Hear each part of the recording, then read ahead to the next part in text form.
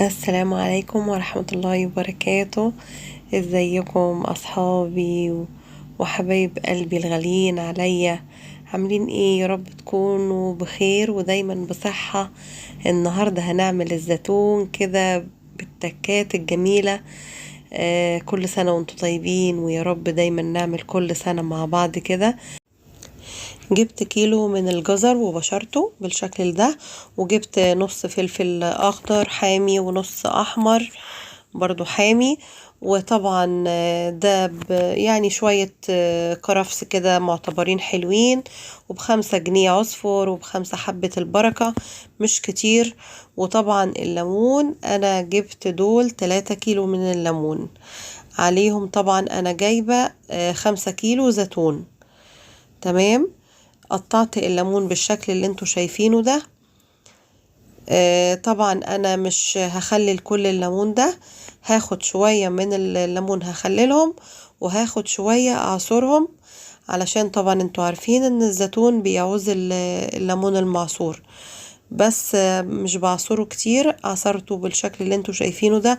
حطيت نص كوباية مية او كوباية مية على الليمون، مفيش مشكلة، وعصرته بالشكل اللي انتوا شايفينه ده. بصوا، طبعا انا طبعا ايه هقول لكم دلوقتي هنعمل ايه بالليمون المعصور ده. طبعا جبت الزيتون وعملته كده بالشكل اللي انتوا شايفينه ده. فتحت الزيتونة تكة واحدة كده اهي، شفتي؟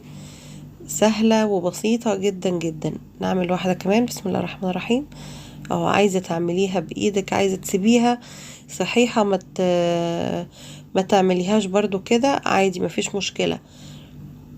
اهو بصي، ضغطة واحدة كده بتبقى سهلة معاكي. عايزة تعمليها بالسكينة برضو مفيش مشكلة، بس هي كده بتبقى ايه، سهلة، مش بتاخد معاكي وقت. ضغطة كده بايديكي بتتفتح الزيتونة على طول. بس حتى وانا بعملها كده المرارة ايه بتاعتها بتطلع. ادي فضيناها في صينية كبيرة او اي حاجة. هتحطي عليها الجزر، حطيت عليها العصفر، وحطيت حبة البركة. مش كتير يعني، هتجيبي ب5 جنيه عصفر وب5 جنيه حبة البركة. جبت طبعا الكرفس ده جايبة ب10 جنيه. وحطيت الليمون ده اللي كنت مقطعاه ده حوالي 2 كيلو او كيلو كده، لا كيلو ليمون، علشان انا عصرت التانيين. وده طبعا عايزة تكتري كتري الليمون زي ما تحبي. وحطيت عليه الفلفل الحامي الأحمر والأخضر. ودي طبعا الهريسة، هريسة الشطة. طبعا هنقلبها برضو كده، أهم حاجة بتدي تيست حلو قوي. والشطة مع الكوليكشن اللي احنا عاملينه ده. وجبت 2 راس من التوم برضو، قشرتهم وفرمتهم بالشكل اللي انتوا شايفينه ده. وقلب قلب قلب قلب كل المقادير الجميلة الحلوة دي. يلا اللي وصل معايا لغاية هنا، يلا ما ينساش يحط اللايك. يلا يا بنات يا امارات، حطوا لي اللايك بتاعكم الجميل اللي انتي شايفاه ده. شوفي الاسهل ليكي اعمليه. هجيب الليمون اللي احنا ضربناه في الاول، هنجيبه طبعا ايه ونصفيه بالشكل اللي انتي شايفاه ده. هنصفيه حلو جدا جدا. وطبعا اما نصفي الليمون اللي احنا هنحطه على الزيتون، وادي كمان كوباية، هنجيب ايه كوباية من الخل. طبعا ده الخل والليمون مع بعض دول مادة حافظة. طبعا انا مش هرمي اللي احنا طلعناه الليمون اللي هو المفروم، ما رميتوش. هقولك برضو هتعملي بيه ايه. حطيت كده ايه الكوباية الخل على الليمون، ونحط بقى ادي 1 2 ادي 3 وادي 4 وادي 5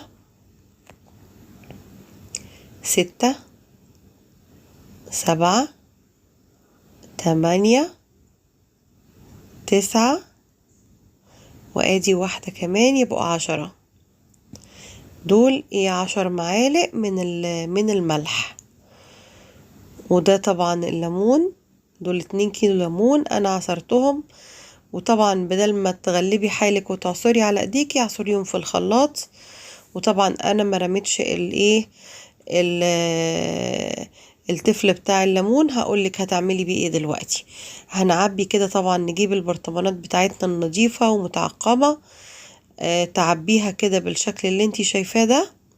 بسم الله الرحمن الرحيم.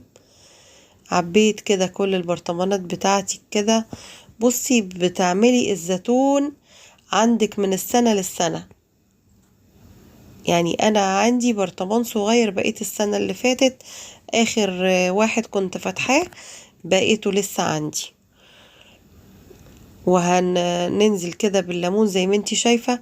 وادي التفل اللي باقي عندنا اللي احنا عصرناه وصفينا الليمون منه، انا مرميتوش. شوفي بدال ايه، دول كده تخليهم كده وتحطيهم على ايه، على وش البرطمان كده في الاخر خالص. نكبس كده بيه الايه البرطمانات، ونزود برضو الليمون اهو. ادي عصير الليمون، نزلي اعملي فتحة كده. بسم الله الرحمن الرحيم. تعملي بقى الليمون وتعملي وتدي لحبايبك طول السنة، يبقى المخلل بتاع الليمون عندك حاجة كده في منتهى الروعة وفي منتهى الجمال. طريقة سهلة وطريقة بسيطة جدا جدا، مش هتاخد معاكي وقت وهتريحك طول السنة.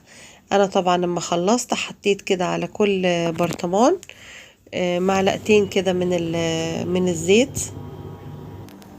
وهنيجي كده بالاسترتش ونغطي كل البرطمانات ايه بالاسترتش عشان نكتم ايه الهوا ما يدخلوش اي هوا. قفلته كده وبرشمته، وهنقفل ايه البرطمان بالشكل اللي انت شايفاه ده.